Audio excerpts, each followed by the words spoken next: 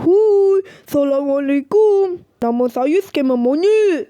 Saya akan mencuri buah mangga itu di atas pokok. Biar Tuan marah sedih ataupun marah. Saya akan mencuri kedua-dua buah mangga itu di atas pokok. Mari saya ambil.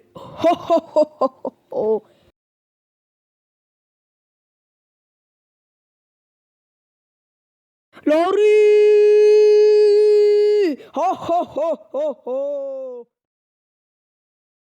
Woi, siapa yang curi kedua-dua buah mangga aku? Ya Allah, Skamer Monyet. Woi, bak sini kedua-dua buah mangga aku. Kalau tak aku tembak badan kau. Ambil ini. Rasukan ini.